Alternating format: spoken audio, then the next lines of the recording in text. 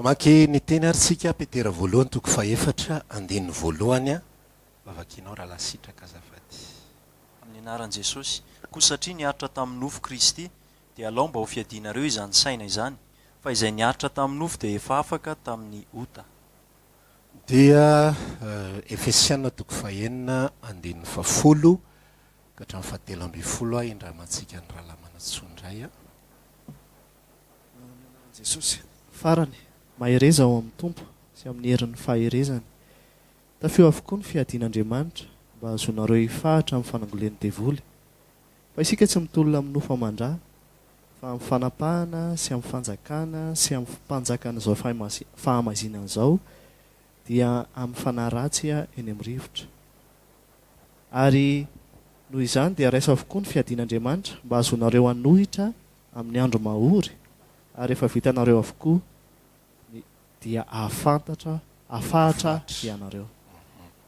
Dia farany anjaona voalohany toko fadimy vakiko amin'ny anaran'i Jesosy ny andininy faefatra sy ny fadimy.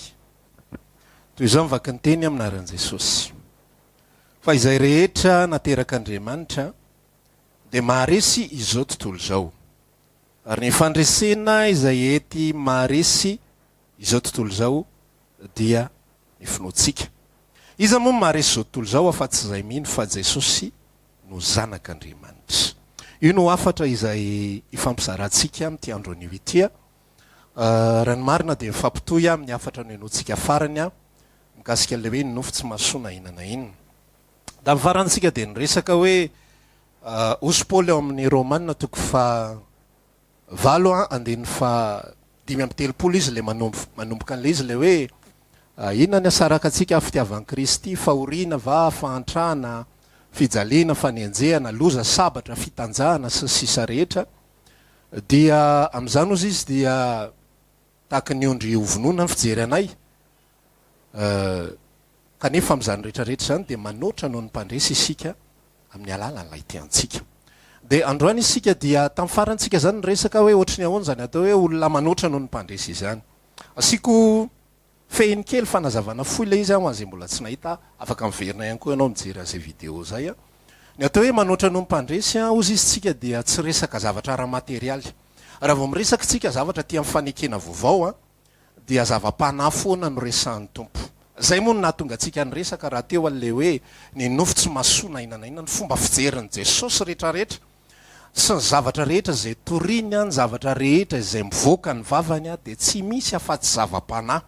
Ary zay raha teo ny zavatra nambarany tao amin'ilay Jaonina toko fahenina andininy fahatelo amby enimpolo hoe ny teny izay nolazaiko taminareo ozy izy dia fanahy sy fiainana. Zany hoe raha tsorina za tsy mitory aminareo afa-tsy fanahy, ary za tsy mitory aminareo afa-tsy fiainana mandrakizay.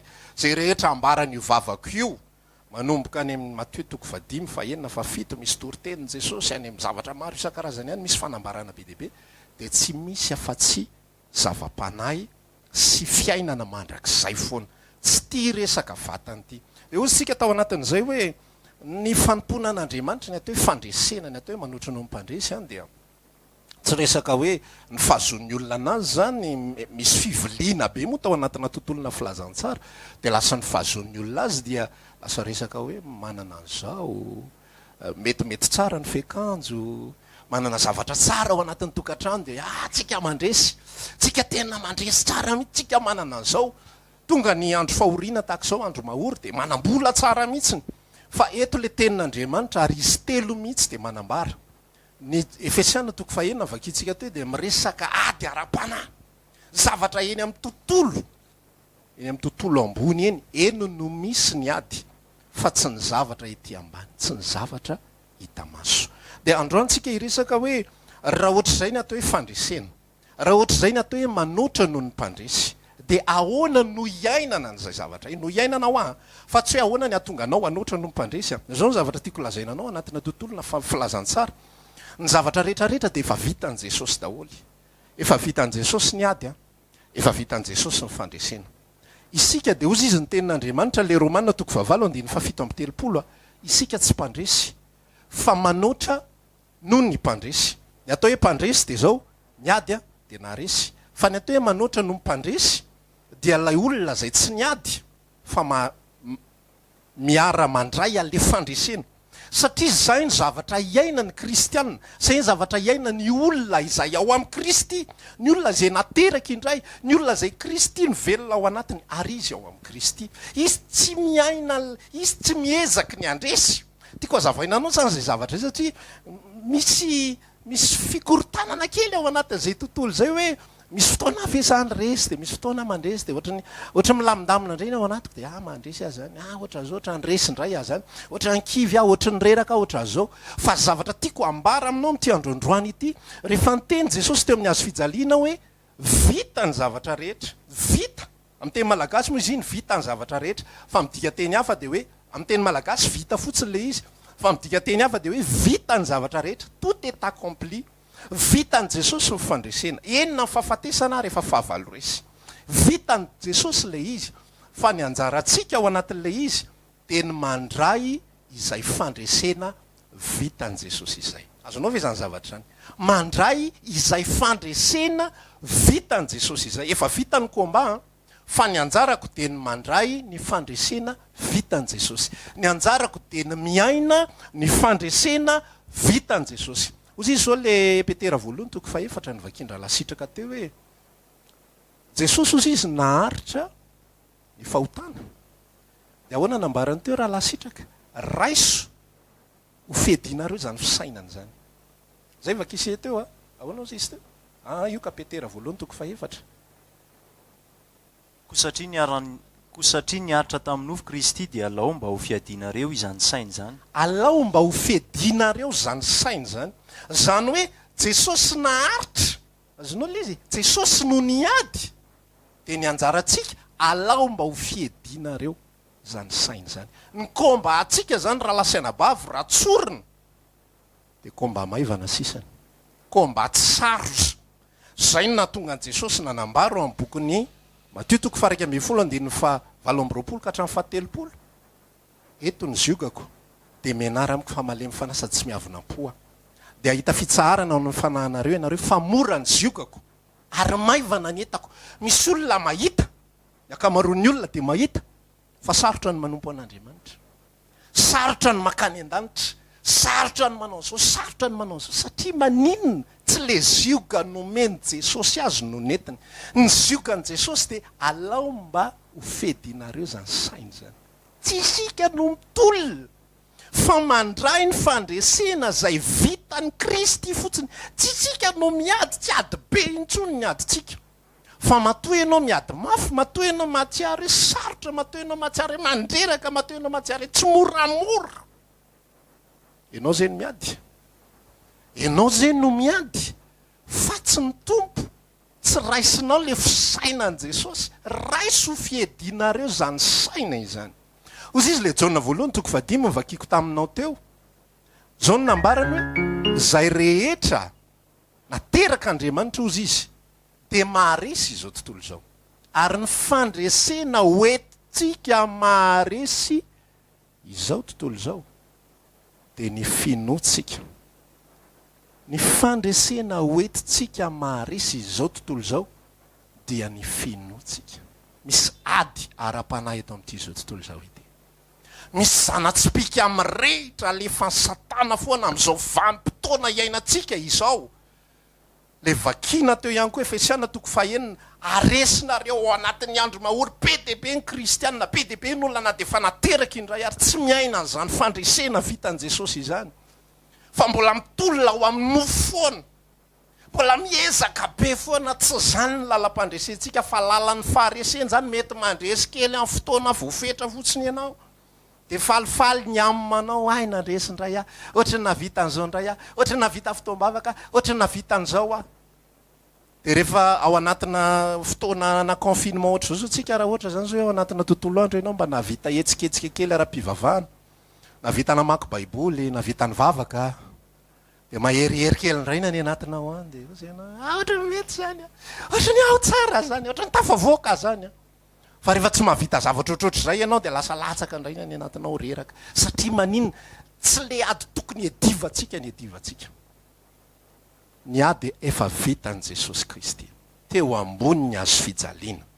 ny ady edivatsika sisa alao adiny finoana sisa zany inge zavatra tena miverimberina inge zany eny akamaroan'ny olona mantsy fieveran'ny olona avy natao hoe finoana de finoana azona fanasitranana finoana azona valim-bavaka mino fa efa nandray ianareo de ho azonareo zany fa ny finoana zany natonga Paola laza hoe miadiny ady tsara ny finoana le bon combat de la foi inona ny atao hoe ady tsara ny finoana tsy maintsy miorina amin'ny finoana isika zay tsika vao afaka miaina ny fandresena averiko tsy hoe zay tsika vao afaka mandresy atsika efa nandresy zay ny zavatra tiako zaraina aminao zay nampiraisinaina tamin'ny Kristy Jesosy zay rahalahy zay nampiraisinaina tamin'ny Kristy Jesosy efa mandresy tsika tsy zavatra vao alainy zany fa zay nampiraisinaina rehefa iray amin'i Jesosy ange ianao de miaraka mandresy miaraka aminy tsy tena hafa intsony ianao fa ianao ozy izy tsika tamin'ny afatritsika ndre mandeha hoe fiainanao amin'ny Kristy ka rehefa ao anatin'ny Kristy ianao de miaina ny fandreseny Jesosy efa mpandresy miaraka aminy ianao fa ny olana fotsiny ao anatin'le raharaha tsika tsy zatra mino an'izany zavatra zany fa ny mahazatra tsika teny hoe mijery ny zavatra hita maso foana mijery ny zavatra azo tsapaitanana foana atao hoe fandresena ao anatin'izao ady zay iainantsika izao satria izao ny zanatsipika amin'ny rehetrarehetra alefan'ny satana ina vao zanatsipika alefany amin'izao fotoana izao fa nahina ny anatin'ny saintsika any tompobe nisan'ny olona voatily indray ankehitriny fa mitondra an'le aretina de tonga zanatsipika alefan'ny satana ny anatin'ny saintsika any mandehandeha eny an-dalana eny tsika de ohatrany matahotahotra ohatrany mierikerika so de mamisy ary vao mahita olona mitangorongorona marina tsy hifindra amin'izao olona zao le any ohatra no aty aminay menakavy zany de ahoana ny zanakeliko de ahoana ny ankohonako de ahoana n'izao de ahoana zao zay natao hoe zanatsipika amin'ny rehitra alefan'ny satana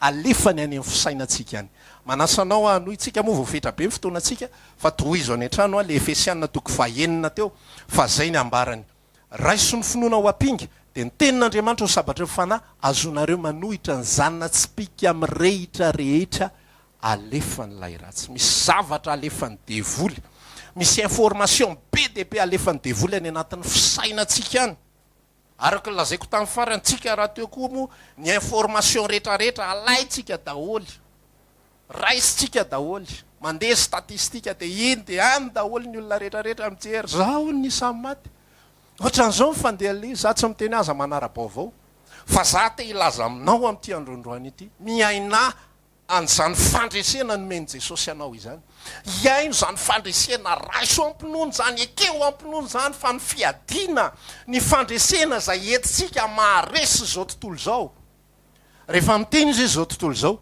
de lay andrinany zao tontolo zao no tiany lazaina izy zany andrinany zao tontolo zao zany devoly zany andrinany zao tontolo zao zany mamafy karazana zavatra maro isan-karazany de maleminy ao anatin'ny olona de reraka ny fon'ny olona rehefa reraka ny fon'ny olona de lasa mimenimenina izy lasa mitaraina izy lasa kivy izy lasa mivalaketraka izy de lasa mitady vonjy lasa manao tao foana tonga zao ny problema de rehefa mialalina io de manomboka misy zavatra be deaibe fisaintsainana be deaibe miasa ny anaty lasa tsy matokontsony an'Andriamanitra lasa mifisaintsaina mpahafatesana no manjaka ao anaty zany ange le atao hoe zanatsipika amin'ny rehetra ary amin'izao andro mahory zao indrindra ozy izy ny tenin'Andriamanitra rehefa mbola milamindamina ny toe-javatra ohatra mandeha ho azy eny ny fiainana fa amin'izao andro mahory izao isika zanak'Andriamanitra mila mifahatra isika zany mifahatra zany miorina tsara ny tongotra tsy mihetsiketsika ozy izy fanambarana ny boky salamo any hoe zay rehetra matoky an' Jehovah ozy izy de tahaka ny tendrombohitra ziona zay tsy mihetsika fa mitoetra mandrak'izay izao fotoan'andro izay iainantsika izao raha lasaina vavy raiso ny fedin'Andriamanitra rehetrarehetra raha ohatra ianao ka mbola matsiaro misy fisalasalana ny anatinao any ny amin'ny famelan-keloko ataovy azo antoka aloha zany hoe teo anatrehan'ny tompotompo za teo voavela heloko amin'ity androandroany ity tiako voadio tanteraka ny any anatin'ny foko any tiako ilamina tsara atao tena mise au point tsara mihitsy ny any anatin'ny fo any rehefa vitsy zay mise au point zay miresaha mitompo am'izay raisiko ny fedinao rehetrarehetra Andriamanitra raisiko ny fedinao rehetrarehetra mino mino ny zavabitany Jesosy teo amin'ny azo fijaliana fefaresy teo daholo nomboany teo daholo ny zavatra rehetrarehetra hatramin'ny fahotana nge zao nge fanambaran'ny tenin'Andriamanitra zao ny fanambaran'ny tenin'Andriamanitra ny mijaona voalohany toko fa telo zao ozy izy ny evin'ny zanak'andriamanitra de ny andrava ny asan'ny devoly ny andrava ny asan'ny devoly ny fandresena zay vitan' Jesosy teo amin'ny azo fijaliana de tsy fandresena fahantrana na fandresena ny aretina na fandresena ny tsy fananana na fandresena ny zavatra ara-nofo sy ara-materialy be deaibe fa fandresena ny asa vitan'ny devoly rehefa resiny devoly de raisintsika fotsiny zay raiso zay fisainany zay raiso zay fisainany zay de ahoana kozy izy ny tenin'andriamanitra ny fandresena itsika maharesy zao tontolo zao ny finoatsika raiso ny finoana am'ty androandroany ity raiso finoana ho ampinga rehefa miteny rehefa misy information tonga rehefa misy zavatra mitranga tonga raiso finoana ho ampinga za mino an' Jesosy velona atao anatiko nina zavatra mitranga ao anatin'ny fiainako reny afatra ifampizarantsika reny zao fotoany zao ny fanararotana fiainona mihitsy fandraisana ny fiadina rehetra fa ty saitsika ty rehefa tsy misy an'zany fifantohany zany ao anatitsika de misy zavatra be deaibe tonga ao anaty ao fisainatsika ao matoritory eo ianao eo amin'ny plafond eo ambo fandrinanao io de mijerijery plafond eo ianao mandeha lavitra be mihitsy io fisainanao io de ahoana moa zany zao raha vita zao ty tapabolan'ny confinement ahoana moa rapin'ny fitondram-panjakana tapabolana indray de rapin'ny ray volana io de inona no haninay menakavy le anina zao efa manomboka ohatr' zao le zao efa manomboka ohatr' zao le zao efa manomboka ohatr' zao de mikorotana ao anaty ao rehefa mikorotana ao anaty ao de misy vokatra ratsy be deaibe ny rakitra vao am-pon'ny olona ozy izy ny tenin'andriamanitra no amoahany vokatra raha tsara ny rakitra ao am-pon'ny olona vokatra tsara ny avokany raha ratsy ny rakitra ao am-pon'ny olona vokatra ratsy ny avokany rehefa zanatsipika satana no mandaitra aminao fa maninona lizy nandaitra taminao satria ianao tsy nandray an'le sabatra tenin'andriamanitra ny révélation ny fanambaran'andriamanitra indray misy fomba fahadisoana fijerenany reny fa io tsy hoe tia my baiboly de vakinao daholodaholy de zay ny atao hoe tenin'andriamanitra fa ny atao hoe tenin'andriamanitra le andriamanitra miresaka aminao mihitsy le zavatra nambaran'andriamanitra taminao rehefa mitory tahaka zao azo misy portion misy apahany resahan'ny tompo aminao de raiso zay de tazomy zay za mino ny Jesosy za mino ny fitondran'ny andriamanitra zay ny atao hoe finoana za mino ny fanambaran'ny tenin'andriamanitra fa na inona ozy ny apôstôly Paoly eto am'izao tontolo zao na fahafatesana na fiainana na any ambonina ny aty ambany na anjely na inona de tsy misy mahasaraka atsika amin'ny fitiavan'andriamanitra zay ao amin'ny Kristy Jesosy Romana 7:5 misy an'zany zay ny atao hoe tenin'andriamanitra raisina ho sabatra de inonao le izy de manana sabatra sy fiarovana ianao amin'ny 5:20 izy milaza ao anatin'ilay Romana 9 io 5:20 ary mivavaha amin'ny fivavahana rehetra ary mivavaha mandrakariva amin'ny fivavahana rehetrarehetra de mivavaha ho anay ihany koa izy ny apôstôly Paoly aza mivavaka le fivavahana zay resahan'ny apôstôly Paoly tsy fivavahana fangatana fa fivavahana tena firesadresana amin'andriamanitra mihitsy zany inge de efa vavaka be mampitombo finoana za tena manasanao mihitsy ny hoe nietsika ara-panahy rehetrarehetra zay ataotsika de ataovy an'le etsika mampitombo finoana mamereny eo ambavanao misaotra anao Jesosy ny am'izao fiainako izao ndraindray a Jesosy raha ohatra ka misy fotoana ny anatina ho any mangororo tsory eo anatrehan'ny tompo mihitsy misy fotoana mangororo misy fotoana matahotra misy fotoana misy fanahina fa zao tompo za te handray an'izany fisainana izay nambaran'ny Petera izany za te handray an'izany fanambarany zany hoe raiso zany saina izany mba ho ao aminareoko Petera tena afaka nanambara mihitsy fa Jesosy izy naharitra tamin'ny nofo inona dika le hoe naharitra tamin'ny nofo ity nofo ity ny tena atao hoe nofo moa de esprit de la chair zany hoe fisaintsainantsika ao naharitra tamin'ny nofo Jesosy inge teo anatrehan'ny fakapanahy lehibe indrindra ngeza be ngy fakapanahy io hoe ny azo fijaliana sy ny fitondrana ny helokontsika rehetrarehetra tsy le fahorian'ny nofo loatra ny tena olana fa le fahorian'ny fanahy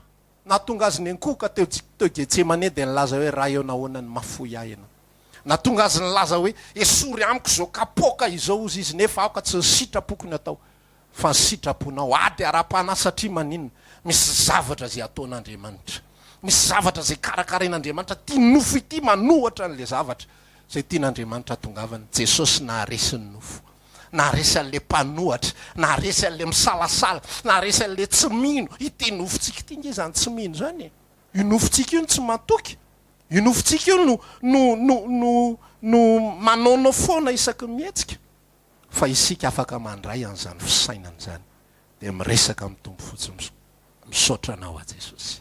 Rehefa misy fisalasalana ny anatinao miresa amin'ny tompo foana. Za tena milaza mihitsy na mbola tsisy ary fisalasalana fa ny fotoana rehetra miezah manana fotoana ivavahana. Za zany tsy miresaka aminao hoe miezah miady na miezah mandresy na miezah anao an'izao fa mivavaka ny asanao. Mandray an'le sabatra ny asanao dia tsy na fa ny tenin'Andriamanitra, mandray ny apinga ny asanao dia tsy na fa ny finoana. Dia ozy ny tenin'Andriamanitra hoe afahatra ianao. Dia rehefa vita izao confinement zao a, anana fijorona vavolombelona ara-panahy be ianao hoe henoko tany anatiko tany ny fiorenana. Miara-midera ny tompo izay menakavy kely. Tsy matahotra any amin'ny zanako, tsy matahotra any amin'ny ankonako satria fantatro fa Andriamanitra mitondra anay. Tsy matahotra satria tsisy ninina anjoa anay a. Fa tsy matahotra satria Andriamanitra mitondra ny fiainana io ary misy antony zavatra rehetrarehetra izay ataony. Misy antony zavatra rehetrarehetra izay mitranga ao anatin'ny tontolo-piainako. Raiso ny finoana, raiso ny fandresena efa vitan'i Jesosy teo Kalvary. Ino izany? Ino ilay Jesosy mpandresy izay efa noraisitsika raha tena izay tokoa ilay izy. Dia averiko eto foana ny Korinthiana voalohany 7:15 izaho toetra raha ao anatinareo Jesosy. Moa tsy fantatrareo ozy izy fa raha izaho toetra ozy izy raha mitoetra finoana ianareo na tsy. Izaho toetra ny tenanareo moa tsy fantatrareo fa ny amin'ny tenanareo fa ao anatinareo Jesosy. Lay Jesosy mpandresy, lay Jesosy mandresy fahafatesana, lay Jesosy mandresy fakapanahy rehetrarehetra. Fakapanahy daholo reny zavatra manjoa antsika rehetra. Fakapanahy isaintsaina zavatra hafahafa, fakapanahy eritreritra zavadratsy, fakapanahy mitondra tahotra, fakapanahy mitondra alahelo, mitondra zavatra maro isan-karazany fa ianao mampahereza ny fonao ao amin'Andriamanitra, mampahereza ny fanahinao ao amin'Andriamanitra. Fa rehefa zay ny ataontsika dia misy fiadanam-po any anatintsika ary zay isika natao hoe manoatra noho ny mpandresy. Zay ny avatritsika amin'ity andron'io ity a. Manasanao hivavaka amin'ity androndroany ity dia ratsapanao any anatinao any fa niteny taminao ny tompo dia raiso indray zany androany. Raha misy fisalasalana tany anatinao mangataka mba asiana mozika malefaka, dia raha misy fisalasalana ny anatinao dia androany ho ny ten'Andriamanitra ny fitiavana marina mandroaka ny tahotra rehetrarehetra, mandroaka ny tahotra rehetrarehetra, mandroaka ny fanahiana rehetrarehetra. Jesosy aho mivavaka aminao zay amin'ity androandroany ity. Misaotra any amin'ny afatra fo izay nomenao anay amin'ity andron'io ity a. Mino fa miasa ny anatin'ny olonao ianao androany. Miovaova be ny ao anatinay ao, mbetika mino, mbetika tsy mino. Fa ny afatra izay omenao anay androany dia mampiorona anay amin'ny finoana bebe kokoa anao. Mampiorona anay amin'ny fahatokiana anao Jesosy. Zay sisa ny adinay tsy mitolona sy manao ady manokana amin'ny devoly fa mandray izay vitanao sisa. Ny asa vitanao teo Kalvary, mino ny fandresena izay efa vitanao teo Kalvary. Raha mbola mitady ady izahay dia ho reraka, mety misy fotoana izay andresy, mety misy fotoana ho resy satria izay ny atao hoe ady. Fa rehefa mino zava-bitanao izahay dia manoatra noho ny mpandresy izahay ho teninao amin'ny alalan'ilay ty anay. Androany tompo ampianarany tsiraray avy. Ny finoana dia avy amin'ny toriteny ary ny terotoriteny kosa dia avy amin'ny fanambarana izay nataon'i Kristy. Mino fa mamanginy olona tsiraray avy ianao ary miasa hanepon'ny olona tsiraray avy. Jesu mino anao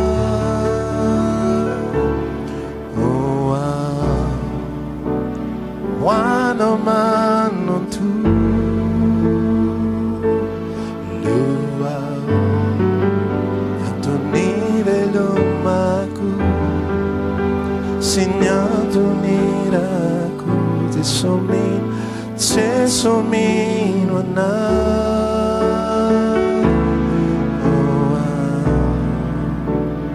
wano man tu lua tu nivelumaku sinyantu niraku dehia